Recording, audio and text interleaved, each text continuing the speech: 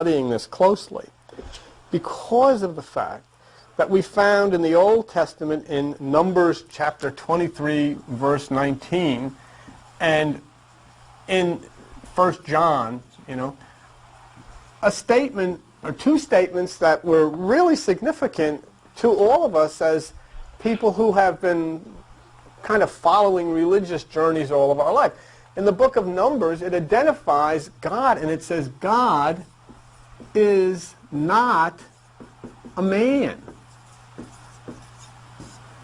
And that's something that we haven't really dwelled upon a lot as people and going to church, because we've been praying to a man, and we've been asking a father and all this stuff, and all of a sudden our eyes are drawn to this statement: what you're calling God is not a man, not a human. Not a human. And so then we start thinking, goodness gracious, how do we communicate? And if it's not a human, what is it? So then we look in the New Testament, and it comes back, and he said, God is light. Well, once this is made clear, it opens up a whole new thing about what does light do, how does light impact us, and then we find that NASA puts out a paper we've been studying for several weeks, that they are now developing optical computers run by light that can do in 1 hour what a computer today would take 11 years to do. And that this light, they have found that in order to make this work, they use membrane, organic tissue, living human tissue. And so now we're reaching the stage of proving the fact that light, God, coming down from above on an angle of light, an angel of light, a messenger particle, or as scientists say, a photon, can actually enter into our bodies and change logic circuits, change the way we think, change the way we feel. So it really becomes a very, very interesting thing. So we started then studying in depth the pineal gland of the brain. And the pineal gland plays a very prominent part in the Bible, because Jesus says, if your eye be single, your body will fill with light, which we now know is God. And then Jacob says, I have seen God face to face, and I'll call the place Peniel. So we have the Old Testament telling us God is not a man. We have the New Testament telling us God is light. We have the New Testament saying, if your eye be single. And we have the Old Testament saying, I've seen God, it's at the pineal. And then we had René Descartes, the 1600s philosopher from France, who tells us that the place where God meets you inside of your body is the pineal gland of the brain. So then we spent a week or two analyzing this pineal gland of the brain, and we found that it is inhibited by light. See, in a like an animal like a what do you call, like a salamander, or one of these vertebrates that hang out in the swamps and so forth, their pineal gland is open and closed by light or the lack of light. But in a human being, it's attached to your eyes. So you regulate it. It then becomes up to you, see, if you're going to go into a dark place and close your eyes, or if you're going to open your eyes, and in which case the pineal would shut down. In either case, it's going to secrete melatonin at around 2 o'clock, 3 o'clock in the morning. So we function with the pineal gland. And what my concern about all this is this. Okay, we know that light comes down from above on an angle, and it's been doing that for millions of years. And we know that people have been meditating for thousands of years, at least hundreds. And the world's still pretty much of a mess. So what has been missing? What can you do as a human being to place yourself into a harmony with this light? Because we've proved by NASA, in a statement that they said electrons are attracted by photons and vice versa. Well, if a photon is an angle of light from above, God, And if the electron is in the pineal gland and you stimulate that, then you are attracting an angle of light, or you are attracting an angel of God. But how do you do this? And can you do it? I mean, Jesus says, if your eye be single, your body will fill with light. Fine. So we're talking about stimulating the pineal gland. Can you do that? Is it possible for you to do that? I mean, is walking into a dark room enough? Well, walking into a dark room will open the pineal gland? Yes. But I mean, people have been walking into dark rooms forever, and it doesn't seem to have stimulated anything necessarily positive. Gosh, I mean, if we look at the brutalization of people in different parts of the world's a mess. It's not a mess for me. I got a nice house, got a nice wife, got beautiful car, got all this stuff, go to Atlantic City and eat chocolate and do, not as much as I used to, but do all this stuff. I'm having a good time. But while I'm having a good time, I know that there are kids and people in different places in the world that are living in cardboard and starving and all of these terrible things happening. When I'm having a good time, I see pictures on television of the brutalization of little dogs and cats and greyhounds and all this. What the heck is this? So I'm having a good time and I'm enjoying it, but a vast amount of life has been terribly brutalized. So something is wrong. Something is wrong. How do I change it? Can I change it? How do I change myself? How do you start to flow in a harmony with this photon, with this angel of light, with God? So we studied then, if there is going to be one place in your body, it is not going to be in your heart, it's not going to be in your hand, it's not going to be in your elbow, it's going to be in your pineal gland, because that's the light receptor of the body. So if what we want to happen, if what is going to happen is what you've been trying to make happen all of these years going to church, then it's going to have to center here. And we've got scriptural proof of that. We've got the proof of the Bible in the Old Testament, which says, I shall call the place pineal. We've got the proof of the Bible in the New Testament, which says, practice the single eye. We've got the statement of René Descartes, who said that's where the soul and the body meet in your body. It's in the pineal gland. And René Descartes was not just a philosopher. René Descartes gave us the basis of our theory of light, the laws of reflection and refraction. So, I mean, he was an extremely competent witness. But how do we activate the pineal gland? What can you do to start flowing in a harmony, especially in this time of Eta Carina, this great star that is sending down DNA and changing the DNA? I mean, my God, in Canada last week, I don't know if you read about this, they cured 13 people of type 1 diabetes. Not made them feel better, cured it. Now, there's a hang-up to that. They have to take this medicine that stops rejection. But the point is, they've cured. I mean, and the doctors from the Sloan Kettering Cancer Institute in New York say that disease as we know it will not exist in 5 years.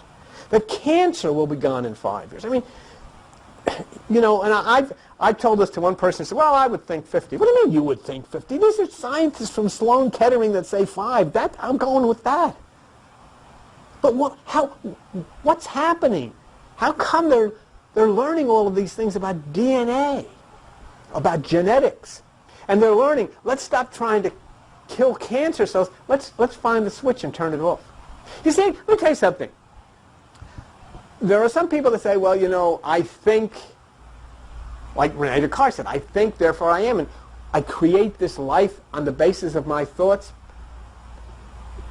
You, as this angle of light that nested in your mother's womb at birth, or, gestation period, you're one part of the thought process. You share your body with others who are also in their thinking. You think, oh, I'm going to live, I'm going to do this, I'm going to do that, and do the other thing. And there are cells inside of your body that are thinking, we're going to go over here. And when they go over there, you're going to get very sick. So, and the reason they're going over there instead of staying over here where they belong is because they're reading your DNA, and your DNA is screwed up. And your DNA is saying, go over there instead of stay here. So inside of a human body, there are other people, if you wish to call them that, who are plotting things, planning things, and going to act these things out, regardless of what you think. And you know what's going to happen then? When they do what they do, then your thinking is going to change. Totally. All of a sudden, you're going to wake one day, and when I say you, I'm not. But all of a sudden, somebody then wakes one day, and somebody goes to a doctor because they don't quite feel well. Why? Because other things inside of you decided on something that you had nothing to do with, and it made you sick. So you're not the only one inside of that body thinking. And when they decide on something different for you, then the doctor said, well, I hate to tell you this, but what? What the heck how could this happen? Because some other living entity inside of your body decided to do something. And the reason that that living entity inside of your body decided to do something was because you have a DNA and it's A, B, C, D, but in there it was A, B, F, C, and the cells read this instead of reading that, and so they went over here when they should have stayed here, and it screwed everything up. So now, the scientists are finding out all of a sudden, hey, wait a minute. You know how we can heal this cancer? You know how we can heal this Alzheimer's? You know how we can heal this diabetes? Let's do this. Let's find out how we can reboot this thing. Did you ever reboot a computer? Computer doesn't work. It's all screwed up. Everything, hey, what the heck is this? I can't get this to work. I'm hitting the thing. Shut it off. And you shut it off and turn it back on again. It's fine. So let's do something because the cells are reading this and thinking that they should be here when they shouldn't be here. Let's get rid of this. Let's clean it out. You see, that when you went to church when you were a little kid, they used to say everybody's born with original sin. You know what it is? It's screwed up DNA is exactly what they were talking about. They didn't know they were talking about that, but that's what they were talking about, mutant DNA. So we'll get rid of that.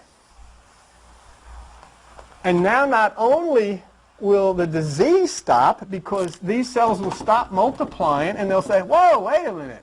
We shouldn't be over here. Let's get back where we belong. And that's the end of that. So this is what they're finding, and these are the wonderful things. So we want to start to flow in a harmony because the reason that the scientists are finding all this stuff out is that they are having gates in their brains opened by light coming from above. And it's opening the gates and giving them understanding. So we focus then on, let's focus on the pineal gland of the brain, because that is the place, that is the light receptor of the brain. And that's why I encourage you to come out in meditation for your children's sake. I mean, you want your kids to have, you want you to have this. This is the time to do it. And I would suggest you come out of here. You come in, this room gets absolutely pitch black. And when it's pitch black and dark in here and the sounds, you then focus on the pineal gland. It opens and you receive the angels of light to change what must be changed and to correct what must be corrected. But the point is, and you have a right to ask me this question, is it possible to do that?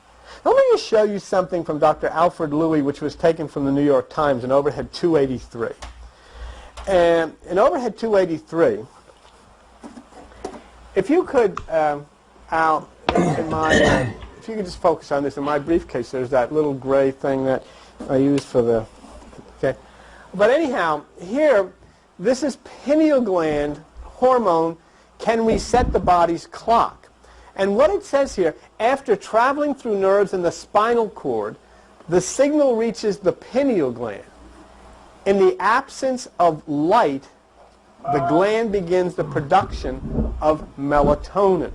Darkness stimulates production of the hormone melatonin. Production is abruptly suppressed in bright light. Thank you. Okay? So this, and look what I said, understanding the hormone of darkness. And so when we have meditation then on Tuesday night, the room is absolutely dark. So we went through several scientific articles last week, if you remember, which basically said the same thing, namely that the pineal gland is active in the absence of light. It is the body's time clock. And it functions via the two physical eyes, leaving it up to you as to when you choose to activate it, other than when it does it by itself when you sleep at night. So the evidence was very conclusive, I think. So it appears that the pineal gland of the brain is suppressed by bright light. It appears that it's not active in the light. Another word for the pineal gland, and you can look this in a scientific Stedman's Medical Dictionary, the pineal gland is known by another word which people in religion are very familiar with. The pineal gland is also known as epiphysis. In religion, we have holy days called Epiphany. It means enlightenment. If you look in Stedman's Medical Dictionary, you'll say pineal gland. It tells what it does. It says also KKA, epiphysis. If the pineal is epiphany, if the pineal is the pineal that Jacob referred to in Genesis 32, if it is the single eye that Jesus referred to, then wouldn't it seem reasonable that when meditating to make contact with the supreme light being you know as God, one would stimulate it when it was most energetically reacting, which would be in darkness. So what is interesting about this is the fact that the light, which is God, according to the Scriptures, is darkness. The light and the dark are the same thing. In order to see the light, you've got to activate the pineal, because the light that you're going to see is invisible and can't be seen. Okay. What the heck is he talking about? Watch.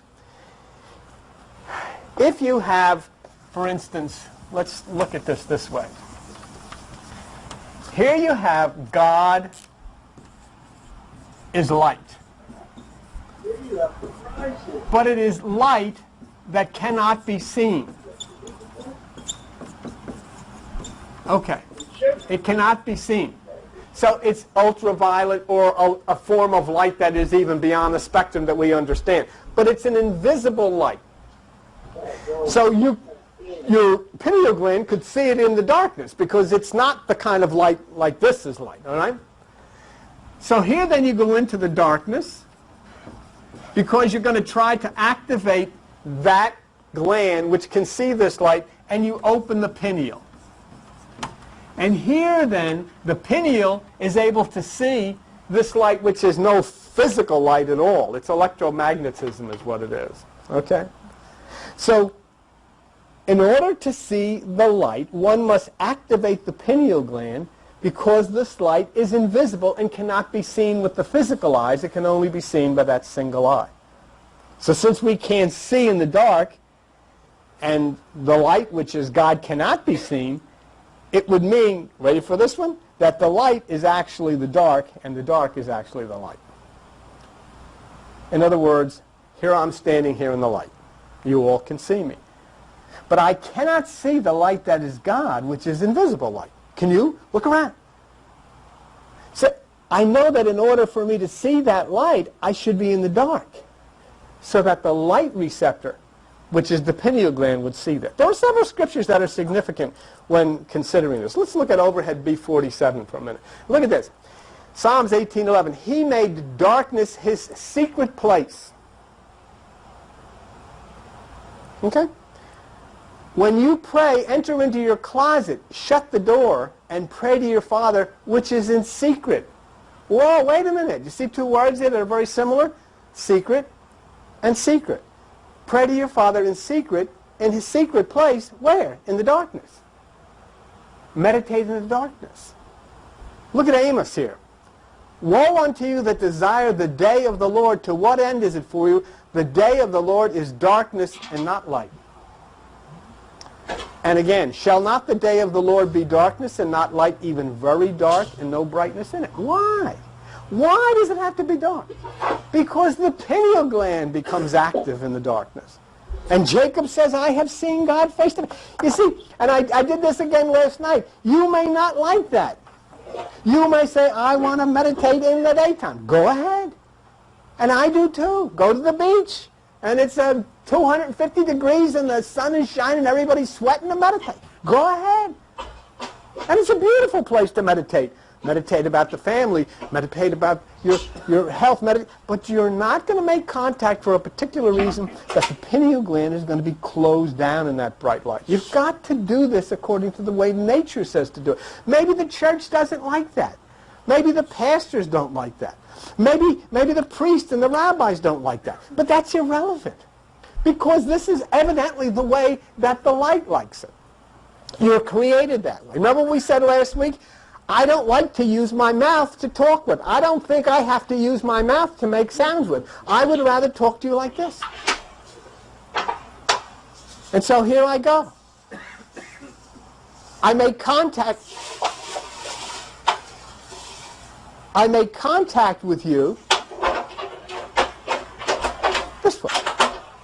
Well, it doesn't work. I have to use this whether I want to or not. You have to use the pineal gland in the dark if you want to make contact with this light. So there we are directed to understand that the darkness is the secret place of God. That when we pray, we should enter the secret place, which is obviously darkness. And that the day of the Lord is darkness, even very dark, and no brightness in it.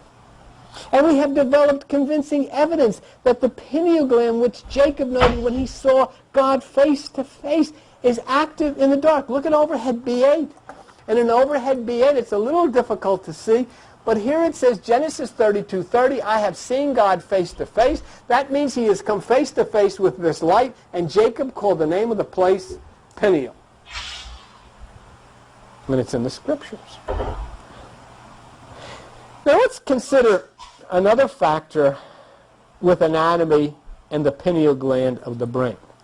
I want to show you overhead 10, and I want to show you, which is a brain. There it is. You want to see? Did you ever see an angel? Turn it upside down. Right there. Okay. There's your angels. Okay, I'm going to turn it back there. But let me show you something here which is interesting. The words I want you to look at here, if you can come up a little bit, okay? The ventricle interior, okay. Can you come down here, Joe? Okay, right there, okay. This is talking about the third ventricle. Its sides are formed by the optic thalami by a delicate band of white fibers, the stria pinealis. You see that right there? Stria pinealis. S-T-R-I-A-P-I-N-E-A-L-I-S. Stria pinealis means straight line from the pineal. The straight line from the pineal. Okay, so we got a straight line from the pineal, now if you lift this up, which runs along the junction, blah, blah, blah, to join the pillars of the fornix. You see that? Okay, so we have the pineal, and from the pineal we have a straight line which was stria pinealis, and it joins at the fornix of the brain. So there's a connection there. The word fornix means vault, and it is connected to the constellation word fornax, which means furnace. So here we have a situation in which the pineal gland of the brain receives the fire from the solar plexus, which is the place of the sun in your body, which runs up the spine, impacts the pineal gland, which is the light. The signal or the fire is then sent along the fuse, which is the stria pinealis, to the fornix or the furnace, which lights the furnace, and according to the scriptures, the three, Shadrach, Meshach, and Abednego, then are joined by the fourth. Well, all of that is mythology, and what it's saying is that when the fire from the solar plexus rises in meditation, impacts the pineal, it follows a fuse which is called stria pinealis to the fornix or the furnace, and there your physical, your intellectual, and your emotional are then joined by the fourth, which is the spiritual. So the whole basis of all the stories and all of this stuff happens based on anatomy, based on what goes on inside of your body, based on what goes on inside of your head, based on what is the connection between all of the things in the sky. You've got a single eye in the sky. You've got a fornax in the sky. Because the same thing happens in this great brain, which is the universe, as happens inside of you. There's a very strange verse. So you see this? You see the fire, pineal. You see the straight line, stria pinealis. And you see the furnace. Okay? There's a very strange scripture that shows up in Genesis chapter 15. And it doesn't mean anything but look what it says. And it came to pass that when the sun went down, and it was dark, behold, a smoking furnace and a burning lamp that passed between these two. Did you ever even consider, probably you've never even seen this before. But could you ever understand that this is mythological statements of symbolism, dark sayings, talking about the activity inside of your brain and what happens to bring you enlightenment, what happens to bring you healing, what happens to bring you eternal life? You talk about eternal life. The doctors and the scientists are now talking about when they have this DNA all corrected and mapped out, people living 300, 400, 500 years. And so there, again, we have the fact that this smoking furnace that delivers you, that brings this angel of God, angel of light to you, the fornix of your brain, is touched by the fire, the burning lamp, the pineal gland. When? When it's dark. So you got to do it this way. I don't really care where you do it. Go out and sit in the car at night, or go in the bathroom, turn the light off. Do it for a few minutes. So the text indicates the location of God or light to be in the dark place. Now remember something, and consider this. This third eye, this pineal gland, is not privy to the Bible or to the followers of Jesus who spoke of the single eye. You remember we found it in the text in Overhead 233? You remember the text of Aridamus when Aridamus entered in? It was the eye of Horus, the all-seeing eye of the gods in the temple of the living God, and there the eye opened. So there was this ancient Egyptian text about that single eye, which we've seen in the sky. Let me show you what I'm talking about. When I talk to you about the star, Eta Carina, sending down angles of light to touch you with the pineal gland, let me show you a carving that they found on the wall in the ancient temple in Luxor in Egypt. Take a look at that. There's the star. Eta Carina, is it? There's the angle of light. And look at where it's impacting. Bang. So they knew, and we lost it. People shouldn't be, Uncle Joe or Uncle Don or Aunt Tilly or mother or whatever died at 70, 80 years old. They're kids. They shouldn't have. But we abandoned all of this. And we replaced it with stuff that nobody has ever proven one iota about and has no basis in science at all. This has a basis in science because of the fact that right now the National Aeronautics and Space Administration is talking about photons and optical computers between the brain and the sky, which they say is the future of space communication. So in other words, these people who drew that have been fulfilled by NASA. The churches that we have up and down this highway have been fulfilled by nobody. And then, of course, we had Overhead 260, which talked of the eyes of the white head are diverse from all. Above the eye is no eyelid, neither is there an eyebrow. This eye is never closed, and the two are converted into one. All is right, there is no left. And then the wise ever behold the highest step of Vishnu. This is from the Kabbalah, the ancient Hebrews. This is from the Hindus, in the eye of Vishnu. And then, my goodness gracious, have you looked? Have you looked and see what your Hubble has? You're paying for Hubble. Have you seen what they took a picture of? Take a look. That's the astronomy picture of the day. The eye of the Hourglass Nebula. Forget Vishnu. You can't deal with Vishnu because it's Hindu? Okay. Forget Kabbalah. You can't deal with it because it's Jewish? Forget Aridamus. You can't deal with it because it's Egyptian? What are you going to do with this? You paid for that. And that was taken by, and when I had that surgery done on my eyes, I went and I handed, we put this in a frame, and I gave a copy of this to the surgeon who operated on my eyes, and he looked at Joan and I, and he said, "This is a human eye." I said, bingo.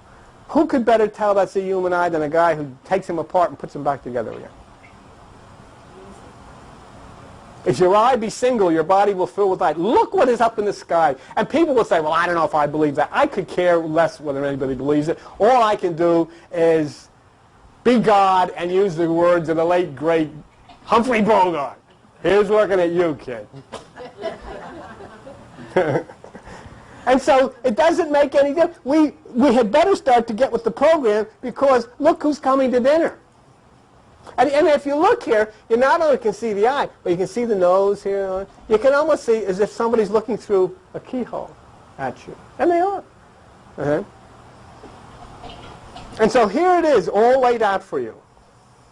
I got to show, because there's some people here that weren't here last week. I got to show you something. Well, let me show you the, let me show the scriptures first, Joan. Right there. Yeah, that's good. That's great. Let me just show you this real quick. You think the eye is something?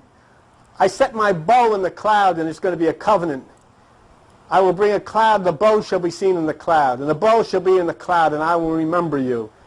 And the use of the bow, and he has bent his bow like an enemy, and the white horse, and had a bow, and here's the latest picture that was just released by NASA. What do you think of that? We better wake up, folks. And you know what I loved about this? NASA painted in an arrow to show the direction of the energy, and they painted in a green arrow.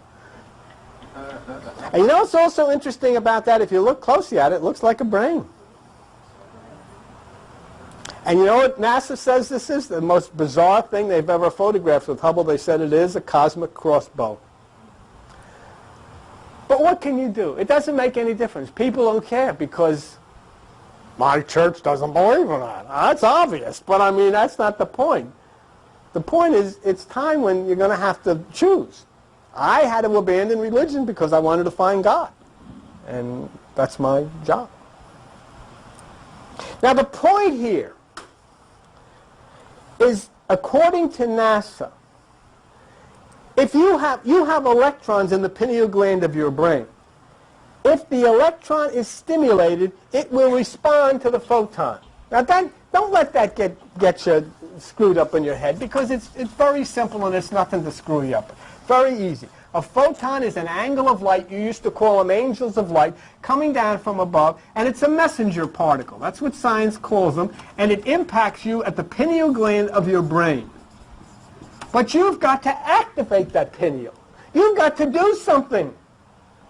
If you don't, then how are you going to get the message? Let me ask you this. If the mailman comes to your house and he puts the mail in your mailbox, are you going to sit home and say, well, I know there's mail there, but I'm not going to the mailbox because my pastor doesn't believe in that? Of course not. You're going to go to the mailbox. Well, are you going to go to the mailbox? Because you've got mail. Did you ever go to America Online? You have mail. You've got mail. But you know what? Unfortunately, you're not picking it up. And it's piled up in there. And some of the mail, some of the messages in there are how to overcome things that have been coming against your life that shouldn't be. But you've got to pick it up. And there's nobody who can pick it up for you. Don't forget, you're not allowed to go in somebody else's mailbox. Let me just show you something. Let me show you overhead 266, page 1. And we're getting ready for a special guest in just a minute. I just want to show you something. Here, okay? This is from the National Aeronautics and Space Agency. I don't use New Age stuff here, and I don't use religious stuff here. I want people that know what they're talking about. And I have found in both of the other groups I have problems. Okay? So I'm talking about the pineal gland. There are electrons in your pineal gland because there are atoms. Okay. So you want to stimulate the electrons in your pineal gland to receive the photons, which is the messenger. Is that possible? Bring that up a little bit, Joan. Here's what NASA says. Photons of light, okay, photons can respond to electrons. I don't want to hear anything from anybody else. I don't really care what anybody else says. I know there's electrons in your pineal gland. I know there's electrons in your body. And I know that photons are angles of light, which are messenger particles. And NASA has said photons can respond to electrons. Now, how are you going to stimulate the electrons to get that photon to respond to it?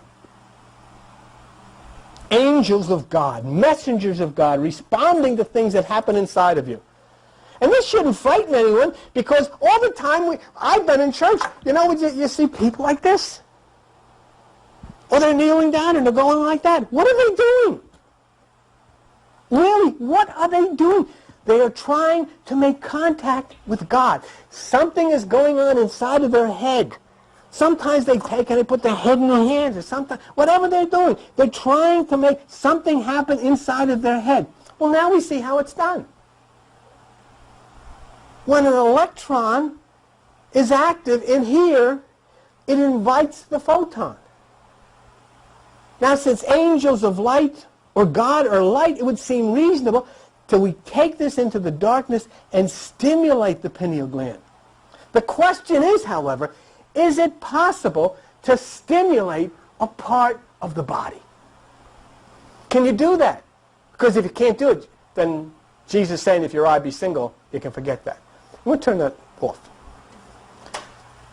Al, if you get a chance, you want to turn this light on. Is it possible to direct desire to a particular part of the body and get it to do something that it's not doing?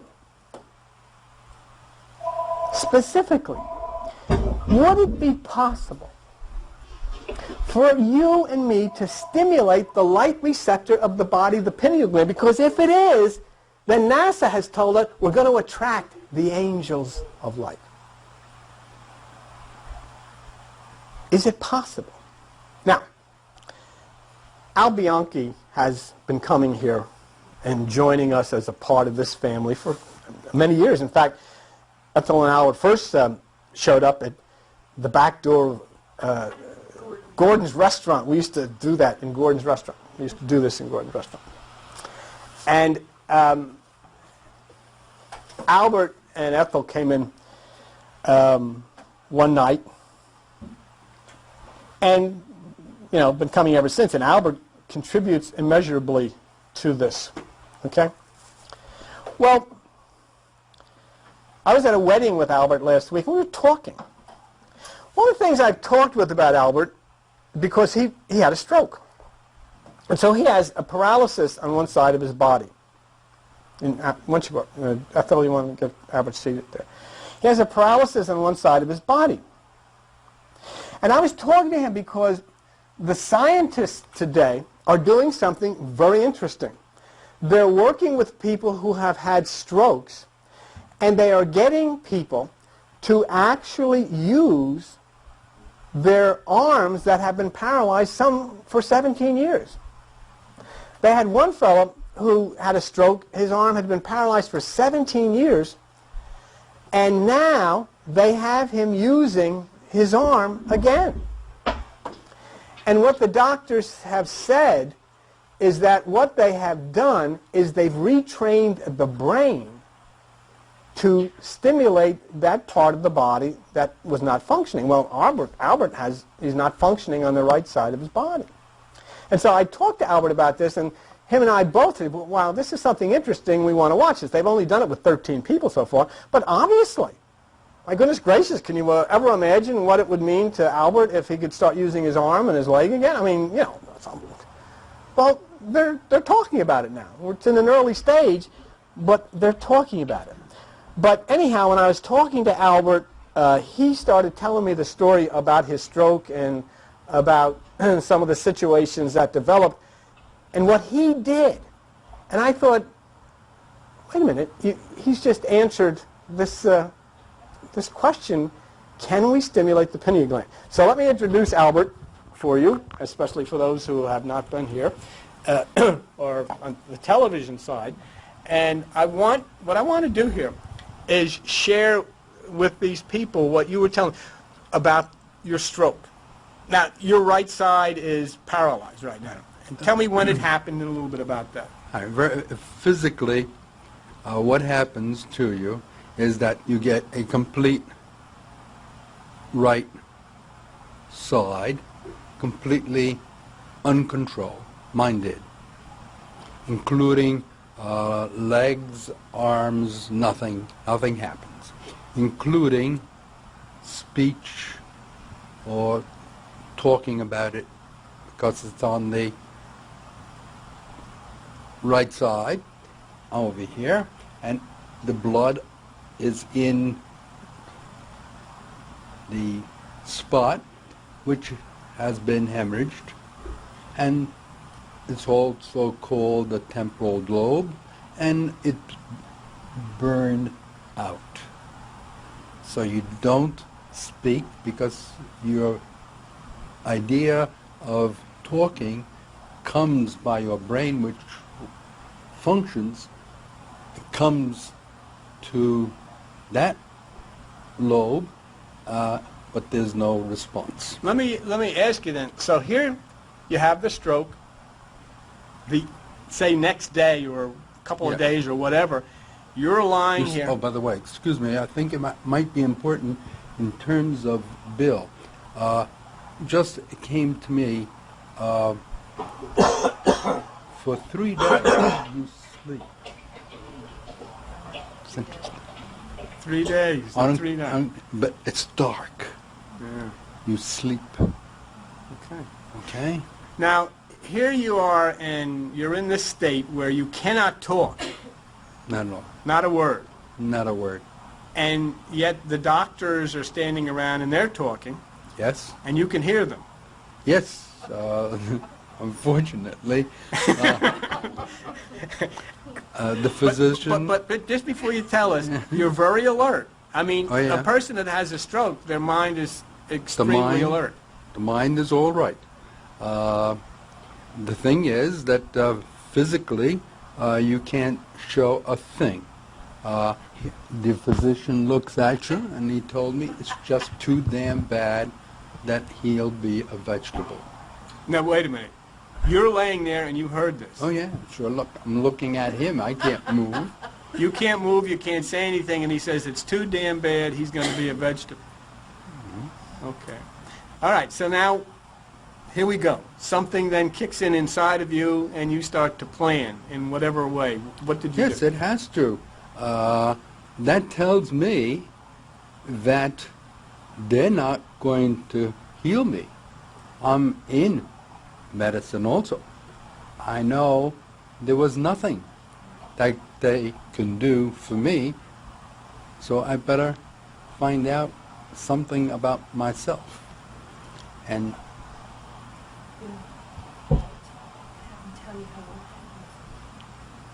how old were you when you had that? unfortunately, it's 44. Okay.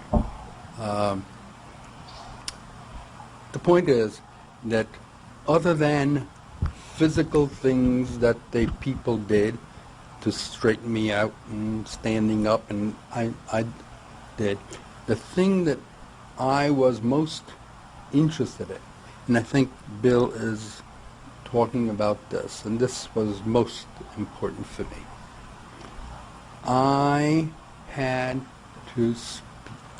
Speak. Yes. But the temporal lobe on that side was filled with blood, and it cannot and will not work. No, let me just, for a second. Your right side is paralyzed, you're not able to speak, and the action for this is actually stimulated from the left side. Yes. So that would be the thinking side or whatever, and that's shot. I mean, Shot. Okay. So now, either you're going to have to get the right side to do it, or somehow get this left side to come out of this state. You don't know which, but so what'd you do? Right. So, I have no temporal lobe. But there is something there. There's no question about it. Anybody that studies the left and right parts of your brain is essentially the same, but specialists come on one side and others do not. So therefore, there are parts, fibers that are present. And all I had, most people that have had a right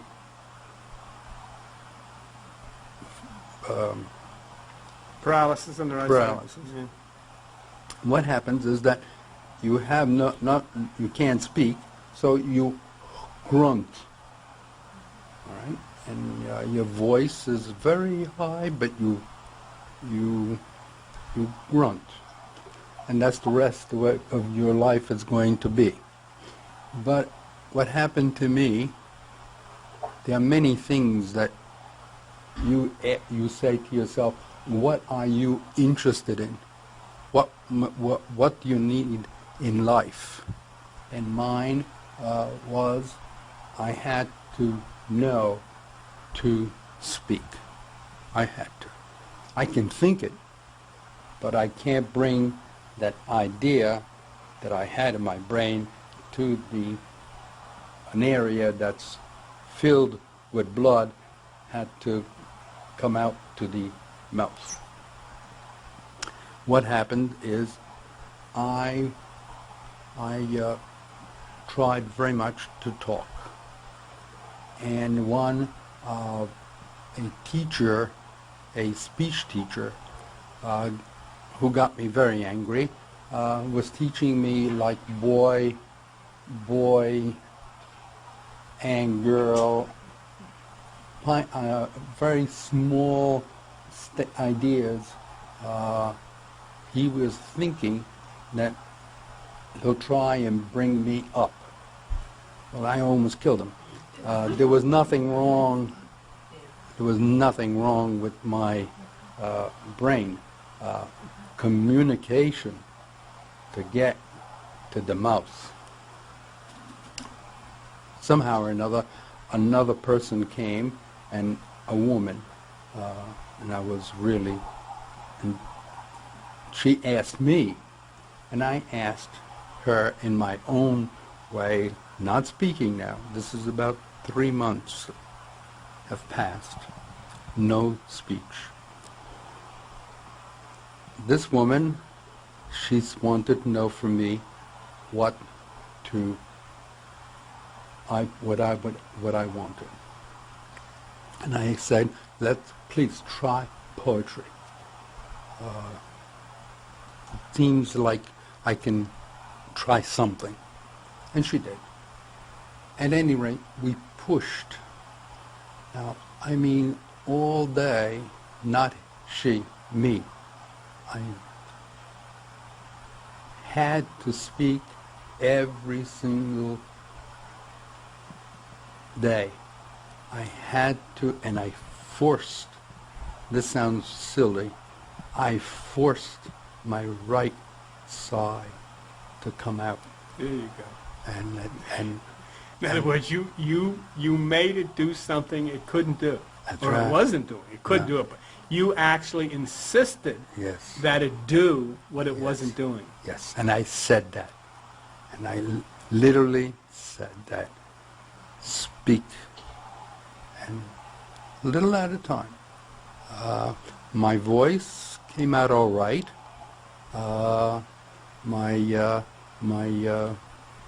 I'm not sound exactly the same. The words were said. I can speak now. I wasn't care about where, how well or anything. But you just insisted Yes. that whatever it was inside of you, you insisted that it start to work. Yes. And I actually ordered my brain to work constantly. I think I was even thinking in my sleep. You just wouldn't let it alone. No. And after I let that go on and on and on and on, and I realized that things are moving, about the 4th, the 5th month, I'm getting something, and all I needed was an idea that it was real, and then until about a year or things are going okay. And of course it's never been okay, but that's where we are. Now, as a result of your experience, you've had an experience here that most people have not had yet. But as a result of your experience, that I would ask you the question that I've been asking for the last 45 minutes. The idea or the concept here is the Bible says, if your eye be single, meaning you have to do something in order to stimulate this pineal gland of the brain. The Hindus would say to us, focus between your eyebrows, to do this. And, we would do that. But talking to somebody like you, you focused. You focused on a particular part, and you demanded, and you put the energy in there to cause something to happen that literally could not happen, but it did. So then I would ask you, as a scientist before you, do you feel then it is possible for a human being to send energy and to stimulate a particular part of the body? That's precisely what happened. Yes, because it couldn't been redo the old way. It is new fibers. Its own on the other side of it. Whether you gave over the work to the right side or stimulated the left side, you would never know. You don't know where it came from. But all you know is that you put the suggestion inside and worked with it, and it came to pass. Yes. And it didn't happen today, it didn't happen tomorrow, and it took you a period of time, but here you are. Yes. And you still struggle with situations because you've had that, but on the other hand, you're able to communicate, and you're able to speak, and you're able to contribute an awful lot to what I do and so forth. Precisely. So you not only have been able to speak, but to convey the depth of, it's not boy and girl, but you talked about pineals and quantum and all the rest of the stuff. Exactly. Very good. And before we terminate, I also want to say another thing. I cannot remember the sequence of words. In other words, whatever I said before, once I've said it, I can't say in that exact way of saying it exactly the same way. But I found out if I had the strength, again it's strength, to go on the other side, you can do that too. The sequence. See, I didn't care. See, what Bill is talking about, I must force it to work with There you. you go. There you It go. won't by itself. There you go. And so then we could have people who are, in essence, meditating or whatever they're doing for thousands of years, and we still have a very destructive world, but not following the instruction. You must opt to do this. Yes. You must opt to go into the darkness. You must opt to stimulate this and cause it to work. Yes. Okay. Thank you very much. Just stay right where you are. Yes. You have to force it even now. Joan wanted to know, do you have to force it even now? Yes. Yes. Easier. But yes, you must. Does anybody else have a question? Okay. What I would strongly suggest to you then is we've talked this morning about identifying in the Bible the fact that God is light, identifying the fact that the light receptor of the body is the pineal gland of the brain, and that the scriptures specifically tell us and instruct us to stimulate it. And here you have heard from a man who specifically instructed himself in the stimulation of a part of his body to cause an effect to happen. Now, what is so interesting about that? Joan, if you could get overhead 84 out. Okay, can I interrupt? Albert did this prior to his knowledge, so innately it came from inside. Yes, Albert wasn't studying this metaphysical stuff when he did this. This came as a result of something that he did. But just let me show you had a desire. Yes. And the desire was to speak. Yes. And you caused this to happen by the energy. 84. Is it 84 in there?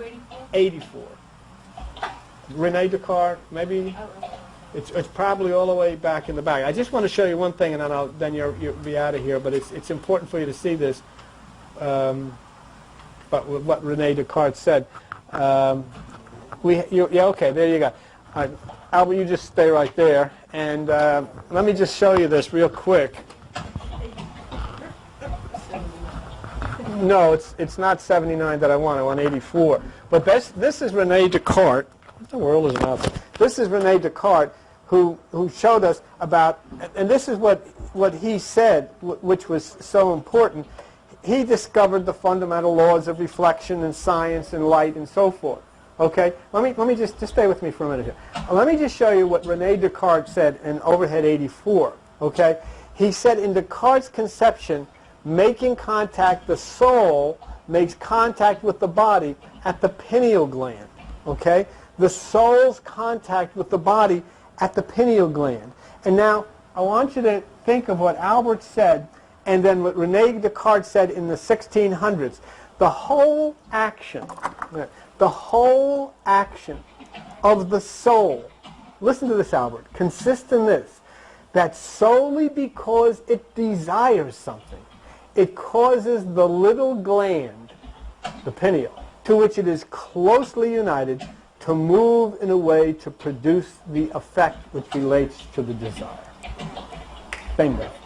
And there you fulfilled the words of Rene Descartes, who wrote that so many years ago. So please take it seriously, and please consider it for your life, for your family's life, for your children, so that you can start to flow in the harmony of this new time of DNA and healings and so forth and so on. And to fulfill the very scriptures that you've treasured as a child in your church. See you. Thanks. Bye-bye.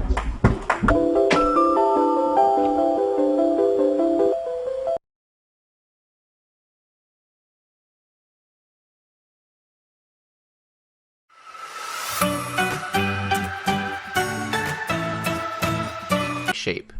Unlike most brain structures, welcome to 2-Minute Neuroscience, where I simplistically explain neuroscience topics in 2 minutes or less. In this installment, I will discuss the pineal gland. The pineal gland was given its name because it has a pinecone-like shape. Unlike most brain structures, the pineal gland is unpaired, meaning there is only one. It sits directly on the midline of the brain. The function most linked to the pineal gland is the secretion of a hormone called melatonin, which is best known for its role in regulating circadian rhythms. The pineal gland is made up of secretory cells called pinealocytes, which secrete melatonin throughout the 24-hour cycle. Secretion is highest in the middle of the night. It begins to decrease as it gets closer to dawn and is lowest during daylight hours. This schedule of melatonin secretion is regulated by signals from the retina about light in the environment, which travel to a nucleus in the hypothalamus called the suprachiasmatic nucleus, and then via an indirect route to the pineal gland. The main function of the suprachiasmatic nucleus is to control circadian rhythms, and in addition to sending information about ambient lighting to the pineal gland, the suprachiasmatic nucleus also uses levels of melatonin as a signal to provide information about the time of day. Because melatonin levels are highest during the hours of darkness, melatonin activity can be used as a signal that circadian rhythms should be in their nocturnal stage. If melatonin levels are high and someone is still wide awake, it is an indication circadian rhythms are not in sync. This might happen, for example, after flying across several time zones. In this case, melatonin is used by the suprachiasmatic nucleus as a signal to get circadian rhythm back on track. Due to its close association with nighttime and circadian rhythms, melatonin has also been investigated as playing a role in promoting sleep, but the true relationship between melatonin and sleep is still unclear.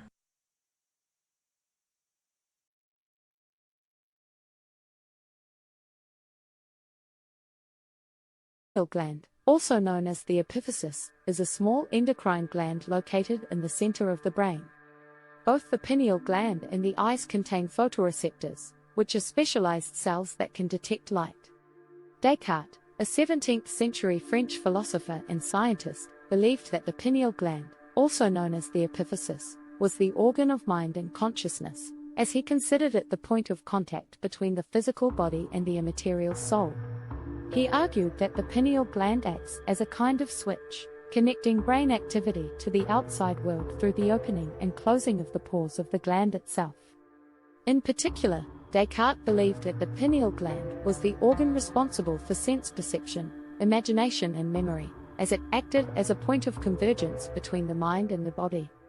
According to his theory, when an individual perceives an object, light is transmitted from the eyes to the brain, where it is processed and then sent to the pineal gland. where the perception is focused and transmitted to the soul. In other words, Descartes considered the pineal gland as a meeting place between the mind and the body, where the integration of sensory information and the production of conscious experiences takes place. According to his theory, the soul acts on the pineal gland to control bodily functions and sensory perceptions, while information from the outside world is processed and integrated into the mind through the pineal gland. He believed that during sleep the pineal gland disconnected from the outside world and opened itself to the perception of the soul, thus allowing the production of dreamlike images and sensations. Descartes maintained that during sleep the pineal gland acted as an antenna through which the soul received information from the immaterial world, thus producing dream experiences. Furthermore, Descartes also attributed a role to the pineal gland in the production of spiritual and mystical experiences. He believed that the pineal gland was the door through which the soul was open to the perception of God and the spiritual world, and that in this way the union between man and the divine was achieved. In the Vedic philosophy of ancient India, the Anga chakra is an energy center located in the region of the pineal gland, which is associated with intuitive perception, awareness and higher knowledge. In Chinese Taoist philosophy, the Valley of the Spirit, Chuanji, is considered one of the main seats of the individual's spiritual energy. This region is believed to be located in the area of the pineal gland and is associated with intuitive perception, awareness and higher knowledge. Thanks for watching. René Descartes was a philosopher famous for his belief, "I think, therefore I am." He came up with a concept called dualism of the mind and body, his thesis that mind and body are really distinct. He believed that there were two kinds of substance: matter, of which the essential property is that it is spatially extended, and mind, of which the essential property is that it thinks. The physical stuff, like bodies, chairs, rocks, that are extended into space are called res extensa, which is what our bodies are made of. The mental stuff, like thoughts, ideas, which take up no physical space, are called res cognita, which is what our minds are made of.